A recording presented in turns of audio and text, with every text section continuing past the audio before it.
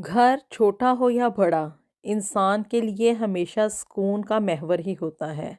तकरीबन हर इंसान के अंदर ये ख्वाहिश पाई जाती है कि उसका एक अपना छोटा सा, प्यारा सा, खूबसूरत सा घर हो। लेकिन यूके में अपना एक छोटा सा घर ही बनाने के लिए इंसान को बड़ी तगोदो करनी पड़ती है, बड़े पापड़ बेलने पड़ते हैं। आज आपके साथ यहाँ पे यूके में रहने वाले एक ऐसे पाकिस्तानी फैमिली की मैं कहानी शेयर करने जा रही हूँ, जिनकी बड़ी ख्वाहिश थी कि उनका यहाँ पे यूके में अपना एक छोटा सा घर हो। बिस्मिल्लाहिर्रहमानिर्रहीम, अस्सलाम वालेकुम एवरीवन। एक नए दिन और एक नए व्लॉग का आगाज़ करने जा रहे हैं एंड आई होप कि आप लोग जहाँ कहीं भी होंगे ठीक ठाक होंगे, खुशबाश होंगे और अपनी सेहत और तंदुरुस्ती वाली ज़िंदगी भरपूर तरीके से गुजार रहे हों। ज़िंदगी में इंसान के दिल में बड़ी सारी ख्वाहिशात उठती हैं और इन ख्वाहिशात को पूरा करने के चक्करों में क्या है कि वो जगह जगह मेहनत करता है, तगदो करता है। लेकिन क्या है कि बाज़ लोगों की ये ख्वाहिशात जो हैं वो पूरी हो जाती हैं और कुछ लोग इन ख्वाहिशात के पीछे भागते-भागते अपनी ज़िंदगी को अपने लिए खुद ब खुद मुश्किल बना लेते हैं। जमील और फरखंदा को यहाँ पे यूके में अपने बच्चों के साथ रहते हुए लगभग कोई 20 साल से ज़्यादा का अरसा हो चुका है। और इस 20 साल के अरसे में जब वो लोग शुरू में यहाँ पे आए थे ना, तो उनकी जो सबसे पहली कोशिश थी और जो सबसे पहली ख्वाहिश थी वो ये थी कि भी हमने ना कोई पैसे कमाने हैं, थोड़े से हम 40-50 लाख कमाएँगे और उसके बाद क्या है कि हम लोग वापस पाकिस्तान चले जाएँगे। कहने को तो ये एक छोटी-सी ख्वाहिश है कि भी अपने लिए वो सिर्फ़ और सिर्फ़ सरमाया इकट्ठा करेंगे और पाकिस्तान जाके अपना कोई ना कोई बिज़नेस या कोई अपनी सेटलमेंट जो है, उसको कर लेंगे। लेकिन यहाँ पे आने के बाद क्या है कि इंसान पैसे की एक ऐसी दौड़ में शामिल हो जाता है, जो कि कभी भी ख़त्म होने का नाम नहीं लेती हैं। ख्वाहिशात पहले थोड़ी होती हैं, छोटी होती हैं, फिर देखते ही देखते वक़्त गुज़रने के साथ-साथ दूसरों की तरफ देख के ये ख्वाहिशात लंबी-चौड़ी हो जाती हैं। एक ना ख़त्म होने वाली लिस्ट ऐसी शुरू होती है जो कि इंसान पूरा करने की कोशिशों में अपनी सारी ज़िंदगी मेहनत करता रहता है।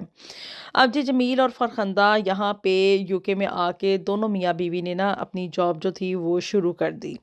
और उस वक़्त जब ये लोग यहाँ पे यूके में आए थे ना, उनका एक छोटा-सा बेटा था, जो कि अभी नर्सरी गोइंग था।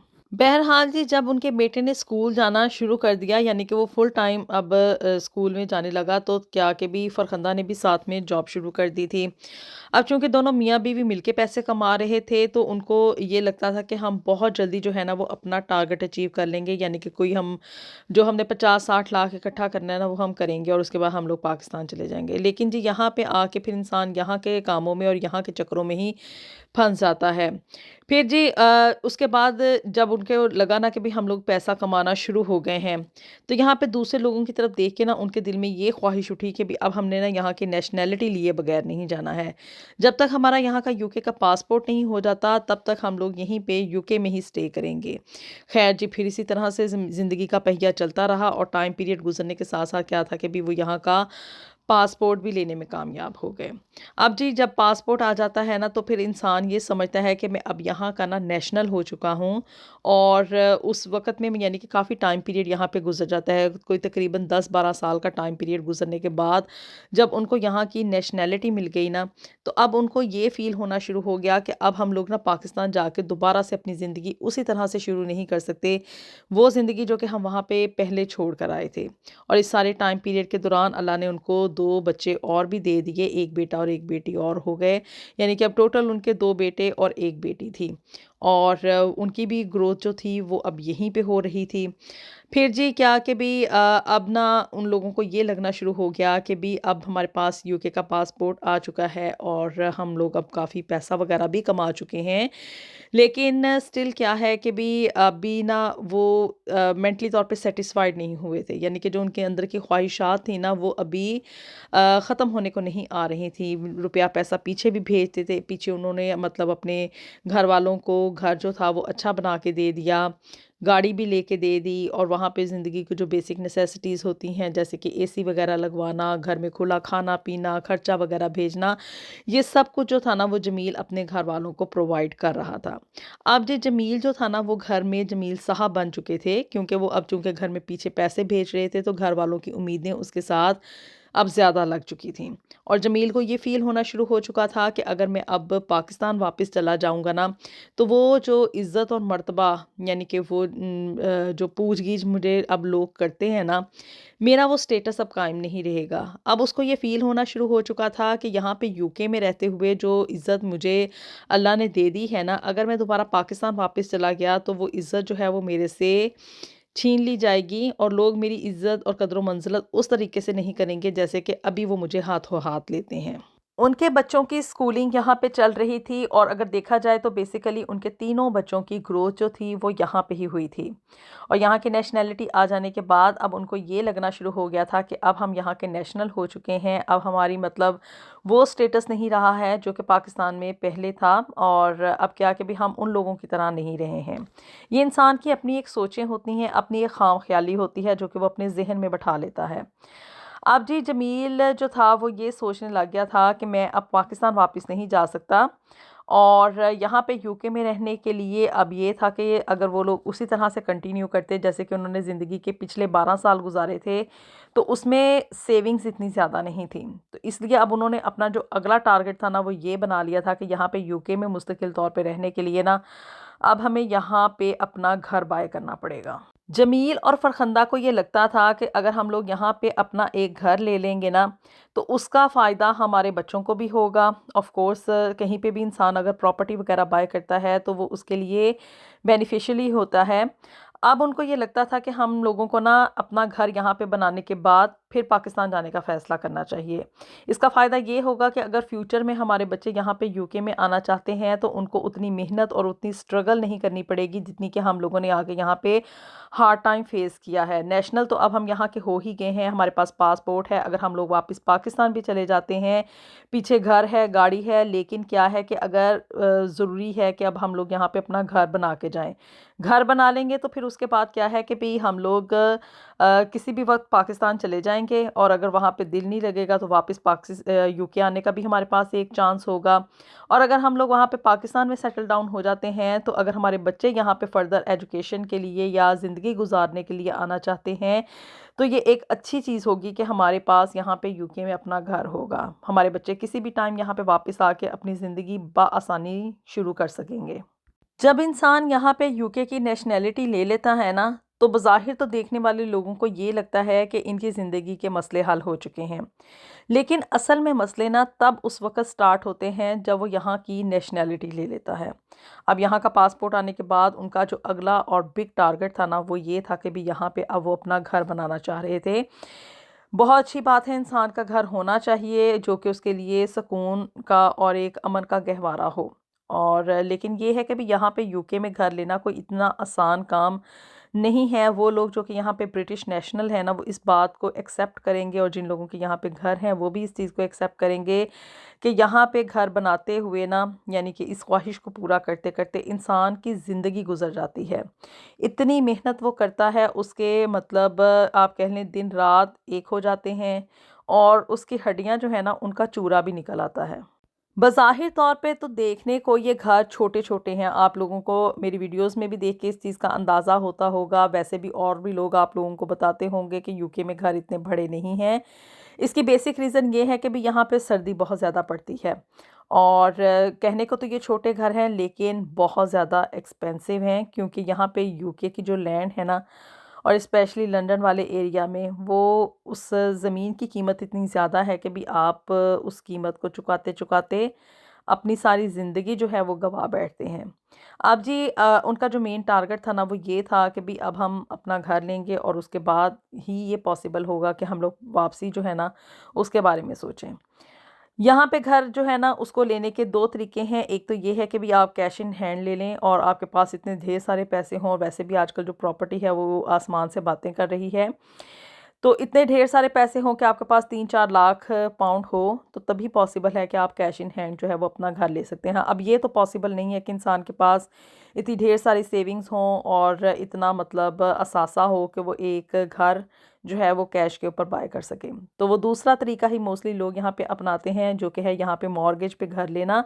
और मॉर्गेज पे घर लेना ये होता है कि यहाँ पे बैंक से जो है ना वो आप उस कीमत को इंस्टॉलमेंट में लेते हैं, जो कि बैंक जो है वो उस घर वाले को, यानी कि जिससे घर बाय किया जाता है ना, उसको पे ऑफ करती है।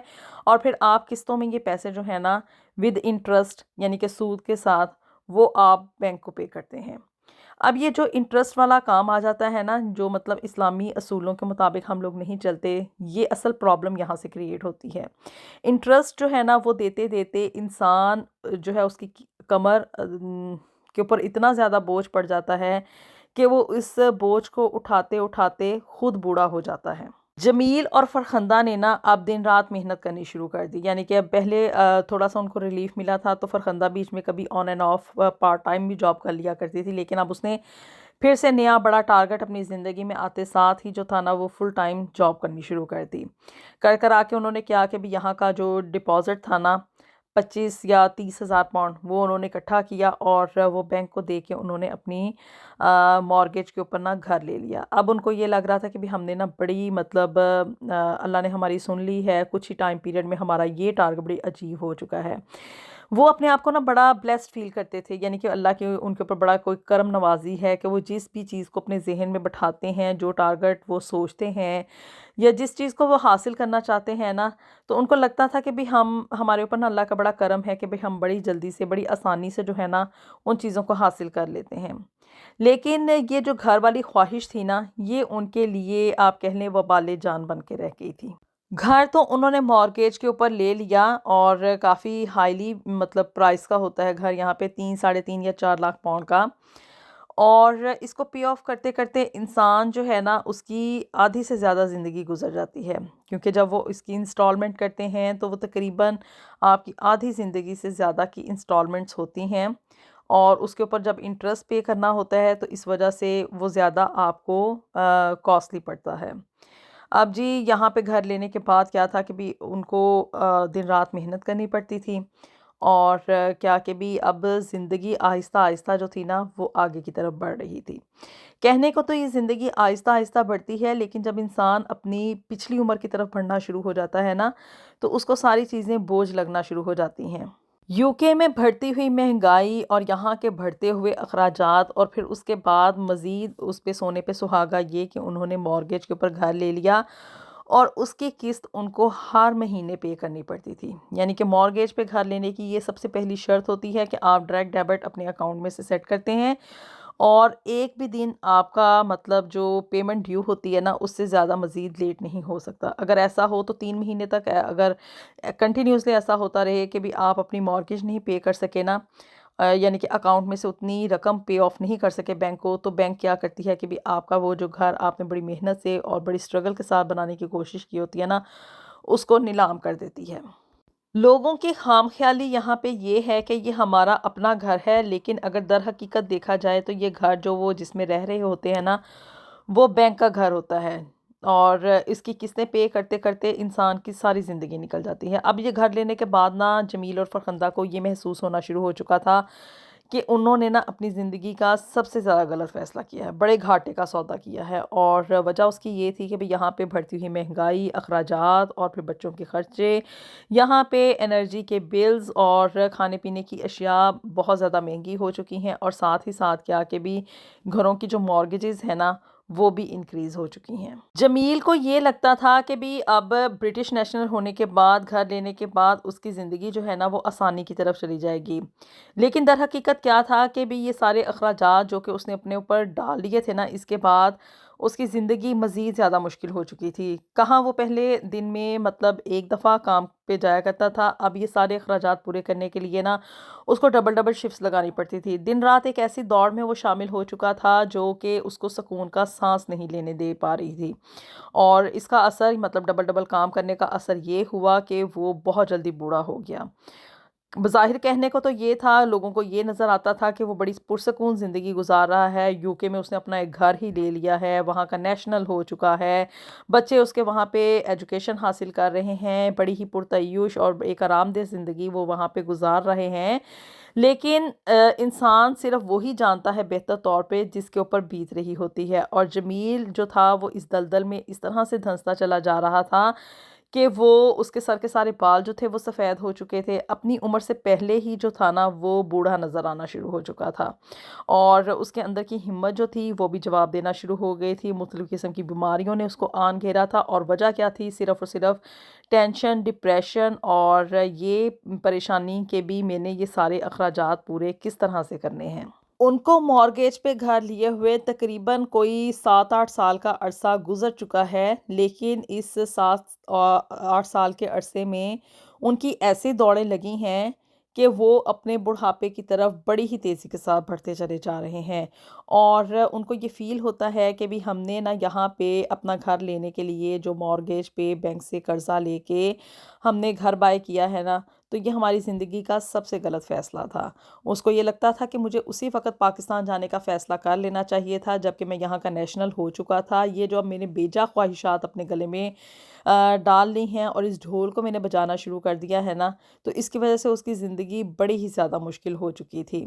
अब ये ढोल जो है उसने अपने गले में बाँध लिया है ना, बैंक से कर्ज़ा लेके मॉर्गेज पे घर लेने वाला। ये ढोल उसको तकरीबन कोई ज़िंदगी के 22-25 साल मज़ीद और बजाना है।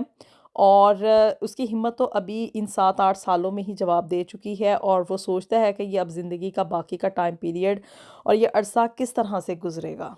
तो इंसान जो है ना वो अपनी बेजा ख्वाहिशात के पीछे भागते-भागते इस लंबी दौड़ में शामिल हो जाता है जिसमें से कि उसको कोई भी वापसी का ना तो कभी रास्ता मिलता है और ना ही कोई फ़रार की शक्ल मिलती है। वो दूसरों को भी यही नसीहत करता है और ख़ुद भी इस चीज़ में से बाहर निकलने की कोशिश कर रहा है कि मैं अपनी ख्वाहिशात को अगर महदूद रखता और अपनी ज़िंदगी को आसानी की तरफ लेके जाता तो आज मैं इतने बुरे हालात में स्टक ना होता। और वो दूसरों को नसीहत करता है कि आप लोग सिर्फ़ उतना ही काम करें, उतनी ही मतलब अपनी चादर देख के ना पाँव फैलाएँ जितना कि आप लोग बर्दाश्त कर सकते हैं। जब इंसान अपनी ख्वाहिशात के चक्करों में भागते-भागते अपनी पाँव जो है ना अपनी चादर से ज़्यादा फैला लेता है ना, तो उसका नतीजा सिर्फ़ और सिर्फ़ तकलीफ़ और सोबतों की शक्ल में ही आता है और इंसान जो है वो सिर्फ़ और सिर्फ़ एक स्ट्रगल की तरफ, एक मुसीबत की तरफ और एक हार्ड वर्किंग की ज़िंदगी की तरफ जाता है, बजाए इसके कि अब वो बुढ़ापे में जाके यानी कि पिछली उम्र की तरफ जाके उसकी ज़िंदगी में आसानी आती और सुकून आता। उन लोगों को अब अपनी पिछली ज़िंदगी में ना बहुत ज़्यादा मेहनत करनी पड़ रही है। आप लोगों की इस बारे में क्या राय है कि क्या जमील और फ़रख़ंदा को अब यहीं पे क्विट कर देना चाहिए और वापसी का रास्ता इख्तियार करते हुए जो कुछ अब उनके साथ बीत चुका है, इसकी बस घर की सेलिंग करें और जो इनके हिस्से में आता है वो पैसे लें और पाकिस्तान जाने का रास्ता इख्तियार करें? या कि उनको स्टिल यहीं पे रह के हालात का मुकाबला करते हुए अपनी ज़िंदगी में आगे बढ़ना चाहिए? आप लोगों की राय का इंतज़ार रहेगा। वीडियो पसंद आई हो तो इसको लाज़मी लाइक एंड शेयर भी कर दें और अपनी दुआ में हमें याद रखिएगा। मिलेंगे आपसे नेक्स्ट वीडियो में with something new and something very interesting. Until then अल्लाह हाफ़िज़।